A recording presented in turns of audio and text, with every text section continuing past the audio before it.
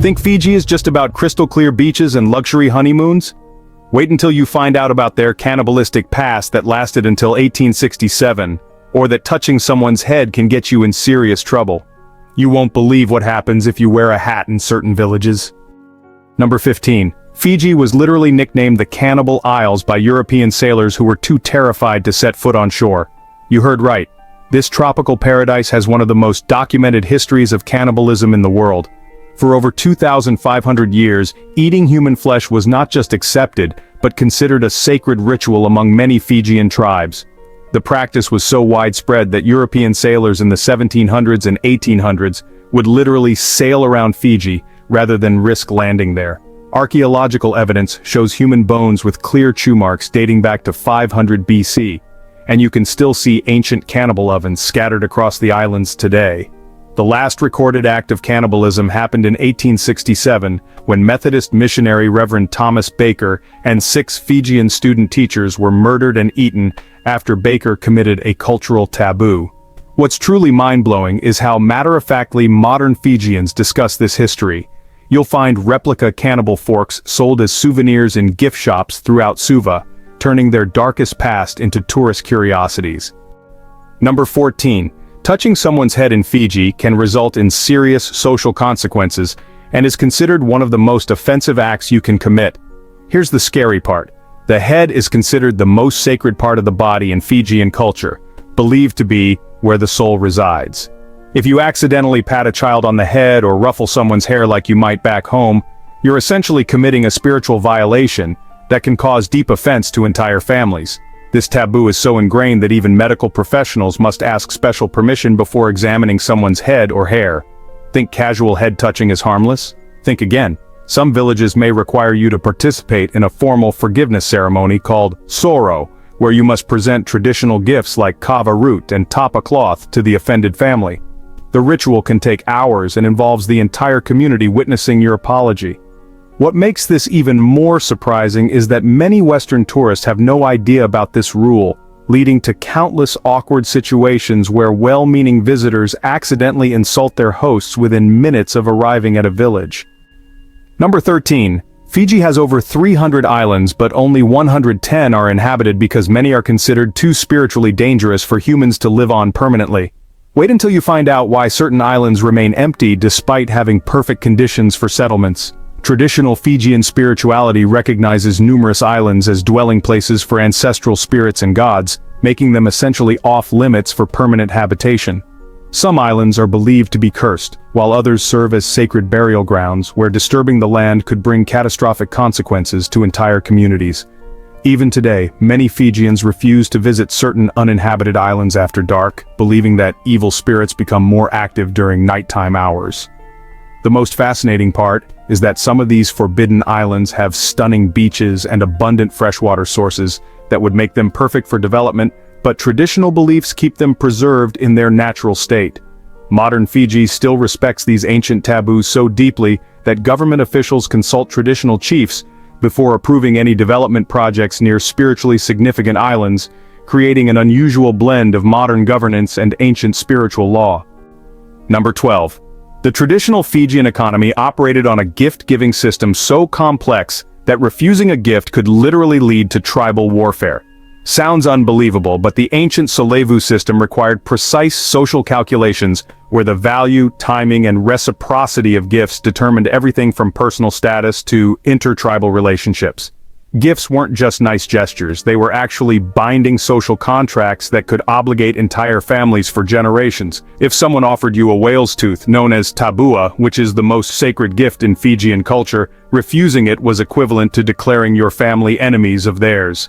The complexity was staggering. Different gifts required different response timeframes, some demanded immediate reciprocation, while others created debts payable only at specific ceremonial occasions years later. Warriors would literally go to battle over gift-giving disputes, with some conflicts lasting decades over what might seem like minor protocol violations. What's incredible is that modern Fiji still operates partially on this system. Business deals, political alliances, and even tourist interactions often involve elaborate gift exchanges that follow centuries-old rules most visitors never realize exist. Number 11. Fijian men participating in traditional firewalking ceremonies must avoid all contact with women for 2 full weeks beforehand, or risk suffering severe burns during the ritual. You heard right. The famous firewalking ceremonies on Beka Island come with strict taboos that sound like something from ancient mythology but are taken deadly seriously today. For 14 days before walking across stones heated to over 600 degrees Celsius, male participants cannot touch, speak privately with, or even share meals with any women, including their wives and daughters. They also cannot eat coconuts during this period, as both taboos are believed to affect their spiritual protection during the firewalk. Here's the terrifying part. Locals genuinely believe that breaking these rules will cause the protective spirits to abandon the firewalker, resulting in serious burns that could permanently disable them. The ceremony has been practiced for over 500 years, and elders claim they can always tell when someone has violated the taboos because those men inevitably get burned during the walk. What makes this even more remarkable is that scientists have never been able to explain how the firewalkers avoid injury, with participants regularly walking across the blazing stones completely barefoot without suffering any burns whatsoever. Number 10. Sunday is so sacred in Fiji that entire islands essentially shut down, and playing loud music or engaging in sports can result in hefty fines and social ostracism from local communities. Think Sunday restrictions are just about church? Think again. Fiji takes Sunday observance to levels that would shock most Western visitors. On many islands, all commerce stops completely, public transportation ceases operation, and even talking loudly outdoors is considered disrespectful. Villages impose their own enforcement systems where community leaders can fine residents up to 200 FJD, which is about $90 for Sunday violations, and repeat offenders face temporary banishment from village activities. The restrictions are so comprehensive that many resorts warn guests about inadvertently offending local communities by playing music, swimming too enthusiastically, or organizing beach volleyball games within earshot of villages. What's fascinating is how this creates a bizarre dual reality. Luxury resorts continue their operations for tourists while the surrounding communities enter an almost meditative silence that can feel eerily supernatural to outsiders. Even emergency services operate on reduced capacity, meaning that non-life-threatening situations must wait until Monday for resolution. This level of Sunday observance stems from 19th century missionary influence but has evolved into something uniquely Fijian that's more strict than most Western Christian communities today. Number 9. The traditional Fijian chief system still holds more practical power than the elected government in many rural areas, with chiefs able to banish people from their ancestral lands permanently. Here's what tourists never realize.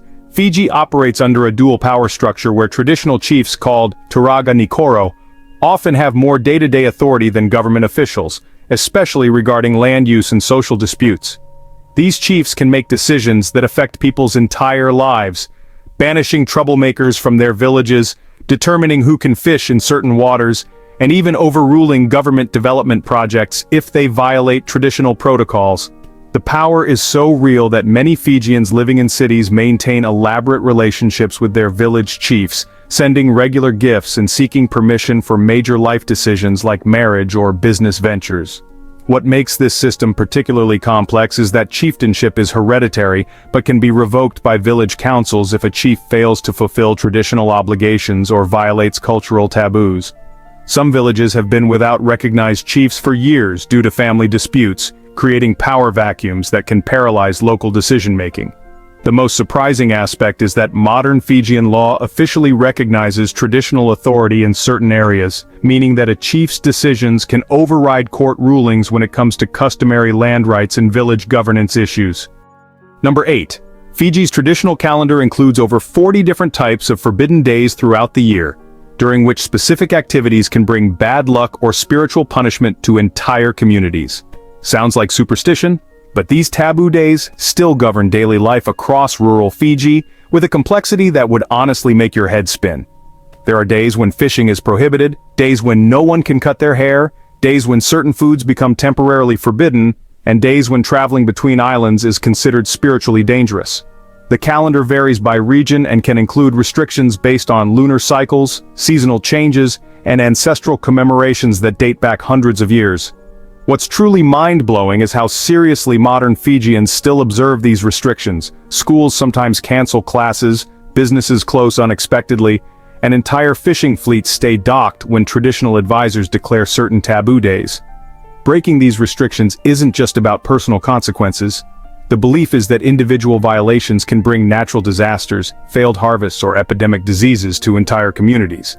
Some villages even employ full-time traditional calendar keepers, whose job is to track and announce upcoming taboo periods, creating a parallel scheduling system that operates alongside modern calendars and can, completely disrupt Western-style planning for unsuspecting visitors. Number 7. The village of Nabutautau still performs annual forgiveness ceremonies for their ancestors' cannibalistic killing of missionary Thomas Baker, seeking spiritual reconciliation 157 years after the event occurred. You won't believe how seriously Fiji takes ancestral guilt. Every year since 1867, the descendants of the tribe that killed and ate Reverend Thomas Baker gather for an elaborate sorrow ceremony to apologize for their ancestors' actions and ask for continued forgiveness from his spirit and the Christian God. The ceremony involves presenting whale teeth, traditional cloth, and kava root while performing ritual chants that can last for hours, all in the hope of preventing spiritual retribution that villagers believe could affect their crops, fishing, and community health. What makes this even more remarkable is that the village has never missed a single annual ceremony, even during World War II and natural disasters, viewing it as essential for their spiritual survival. The descendants of Baker's companions who were also killed participate in separate, smaller ceremonies throughout the year. Here's the incredible part. The village elders claim they can trace specific family misfortunes and community problems directly to years when the forgiveness ceremony was performed inadequately or with insufficient sincerity. This means that over 150 years later, a single act of cannibalism continues to shape the spiritual and social life of an entire community, demonstrating just how deeply historical trauma can embed itself in cultural practice.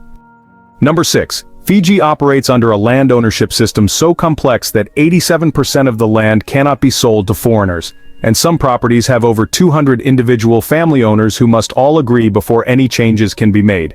Here's the scary part about trying to buy property in Fiji. Most land is held under native title by traditional Fijian families, creating ownership structures so complicated that resolving disputes can take decades and involve entire village populations. Individual properties might have dozens of partial owners scattered across different islands, with ownership percentages passed down through generations, in ways that often make it impossible to determine who actually has decision-making authority. The system becomes even more complex because ownership can be based on traditional clan relationships rather than direct bloodlines, meaning that people who aren't biologically related might have inheritance rights while actual descendants could be excluded. What's truly mind-boggling is that major development projects sometimes stall for years, while developers try to track down and get approval from hundreds of scattered family members, some of whom might be living in other countries or have lost touch with their Fijian heritage entirely. The government maintains massive bureaucracies just to manage these ownership disputes, and some cases in the court system have been ongoing for over 30 years without resolution, creating a legal nightmare that makes property development incredibly risky and, honestly, super expensive for anyone unfamiliar with traditional Fijian family structures. Traditional Fijian society practices a form of ritual homosexuality called vakasalewa, where young men in certain regions temporarily adopt female roles and dress as preparation for warrior status. But, discussing it openly remains culturally taboo even today. Think you understand Pacific Island culture? Well, think again. Fiji has maintained pre-Christian gender practices that are far more complex and fluid than most outsiders realize, yet these traditions exist in an uncomfortable tension with modern religious conservatism. In some traditional communities, adolescent males undergo periods where they dress as women, learn feminine skills, and sometimes engage in same-sex relationships as part of spiritual preparation for becoming warriors and eventually taking wives. These practices, known as vakasalewa, are believed to help young men understand both masculine and feminine spiritual energies necessary for effective leadership and protection of their communities. What makes this particularly fascinating is how these ancient practices persist despite strong Christian influence, creating situations where the same communities that might publicly condemn homosexuality also maintain traditional ceremonies that would be considered highly progressive by Western standards. The contradiction is so pronounced that many Fijians struggle to reconcile their traditional heritage with introduced religious teachings, leading to complex cultural negotiations that vary dramatically between different villages and regions. Anthropologists have documented these practices for decades, but most Fijians remain reluctant to discuss them with outsiders, creating a cultural secret that exists in plain sight but remains largely hidden from tourist understanding of Fijian society. Fiji's traditional medicine system includes over 300 different plants that are considered so powerful they can only be harvested by specially trained healers during specific lunar phases, with incorrect usage potentially causing death or permanent madness. Wait until you find out how seriously Fiji takes traditional healing. The islands have maintained one of the world's most sophisticated systems of plant-based medicine, but accessing it requires navigating complex spiritual protocols that can take years to master. Traditional healers, called Bosni Vakadra, undergo decades of training to learn not just which plants to use, but exactly when to harvest them, how to combine them with specific prayers and rituals, and how to read spiritual signs that indicate whether a patient is ready for treatment. Some medicinal plants are considered so dangerous that harvesting them incorrectly can allegedly cause the harvester to become permanently mentally unstable, while others are believed to lose all healing properties if picked during the wrong moon phase or by someone who hasn't completed proper spiritual purification. What's truly remarkable is that many of these traditional remedies have been scientifically validated.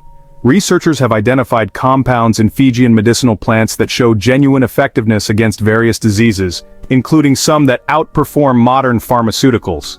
However, the spiritual restrictions around their use mean that even scientifically curious Fijians often can't access these treatments without going through traditional healers who guard their knowledge jealously and may refuse treatment if they believe the patient hasn't shown proper respect for the spiritual aspects of healing.